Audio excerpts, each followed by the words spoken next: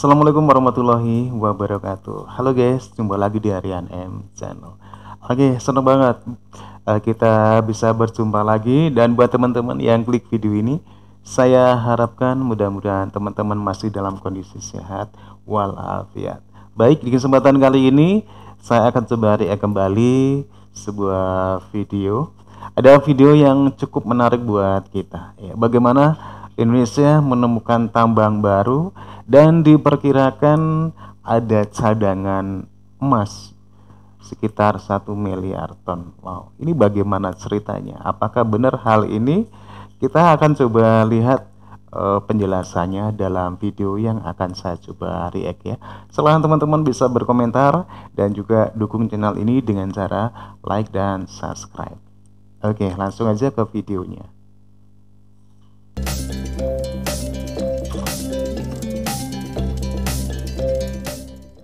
Kawan-kawan, Badan Geologi Kementerian ISDM menyampaikan potensi sumber daya mineral emas dan tembaga sebesar 2 miliar ton di Tambang Unto, Kecamatan Huu, Kabupaten Dompu, Nusa Tenggara Barat. 2 miliar ton biji emas ini masih belum sebuah angka final karena eksplorasi masih terus berlangsung.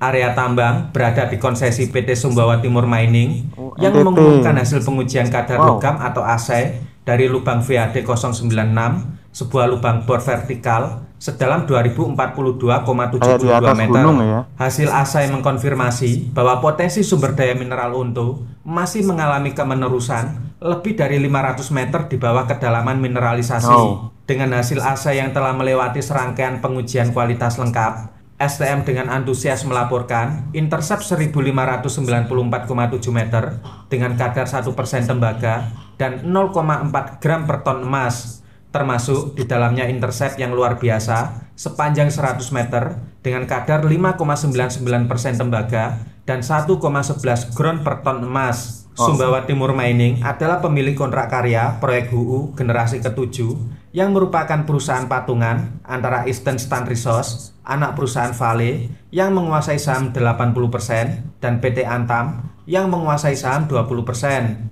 Penemuan ini menambah daftar panjang harta karun Indonesia yang memiliki nilai luar biasa besar.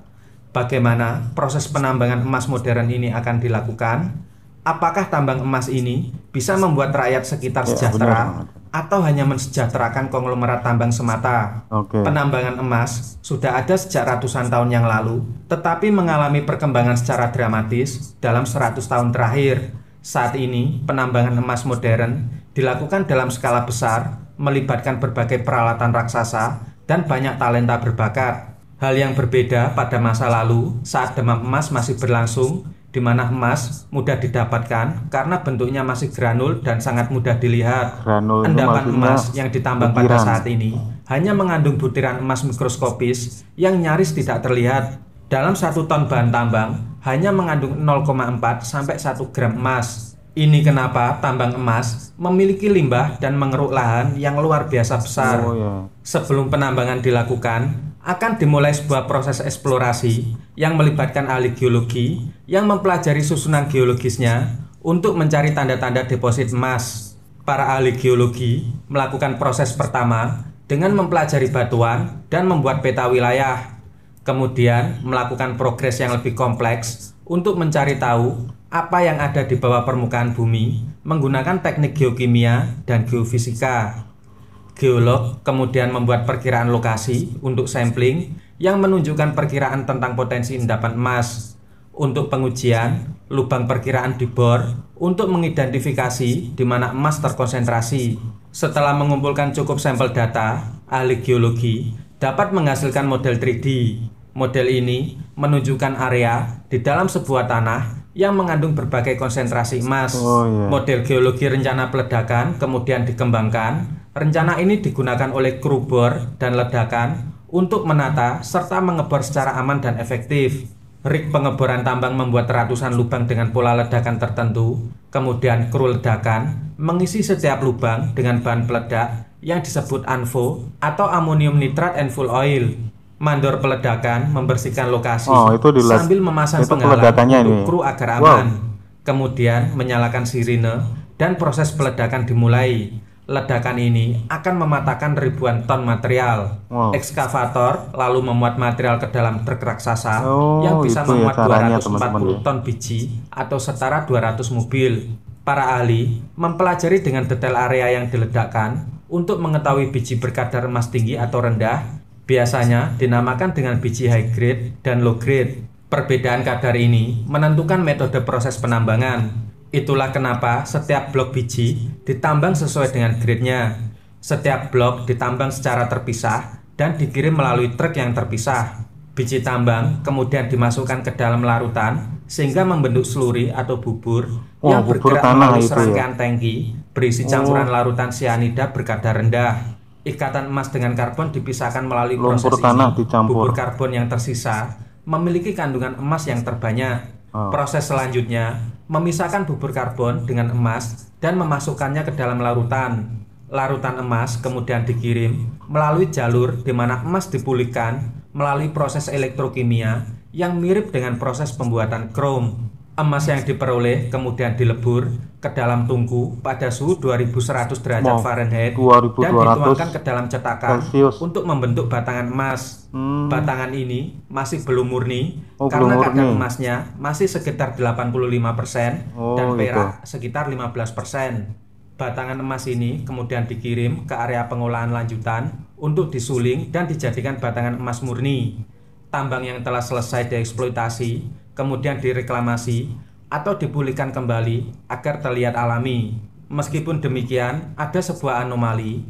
Wilayah dengan tambang yang luas ternyata tidak menjamin rendahnya tingkat kemiskinan dan pengangguran warga jadi masalah, sekitar. teman-teman ya. Riset yang dilakukan jaringan advokasi tambang menunjukkan 80% dari seluruh wilayah tambang di Indonesia berisiko terhadap ketahanan pangan dan berujung pada kemiskinan. Area bekas tambang merusak kondisi lahan dan kandungan air dalam tanah juga menjadi rusak. Nelayan dan petani kehilangan produktivitas hingga 50% untuk padi dan 80% untuk ikan. Agar masyarakat setempat bisa ikut menikmati hasil pertambangan dan mengurangi kemiskinan, penyerapan tenaga kerja yang lebih tinggi harus dilakukan. Pemerintah harus melakukan pemetaan keterampilan baik dari sisi kebutuhan industri maupun ketersediaan pekerja di daerah. Perlu juga penguatan untuk sekolah vokasi di sektor pertambangan. Pemerintah dan perusahaan tambang juga harus bertanggung jawab terhadap kualitas hidup masyarakat sekitar. Mereka harus ikut memperbaiki area tambang yang sudah tereksplorasi sehingga warganya tidak perlu bergelut dengan polusi dan penyakit. Sudah sepantasnya penduduk lokal bisa menikmati hasil tanah airnya sendiri. Oke kawan-kawan, demikian. Terima kasih. Oke, demikian teman-teman ya. Satu ulasan video yang jelas banget ya. Bahwasannya telah ditemukan lokasi tambang emas baru ya, yang tidak kaleng-kaleng ini teman-teman ya. Diperkirakan 1 miliar ton emas ya. Oke, apa benar berita ini seperti yang dijelaskan? Insya Allah mudah-mudahan benar ya, dan diharapkan bahwasanya ke depan pun Indonesia bisa menjadi negara maju tentunya ya, dan tentunya kehadiran daripada perusahaan tambang seperti ini yang seperti dijelaskan dalam ulasan video tadi tentunya harus berdampak positif ya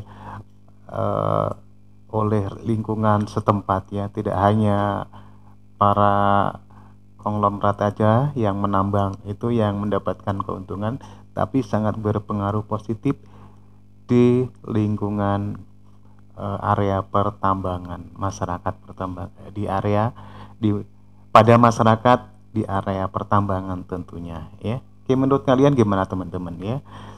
Mudah-mudahan hal ini benar dan hal ini pun akan menunjang kemajuan Indonesia ya. Dengan adanya sumber daya alam yang melimpah, mudah-mudahan Indonesia pun bisa maju, yang jelas bisa menunjang ke arah Indonesia maju. Terima kasih untuk teman-teman yang sudah klik video ini. Jangan lupa teman-teman dukung dengan cara like dan subscribe. Assalamualaikum warahmatullahi wabarakatuh.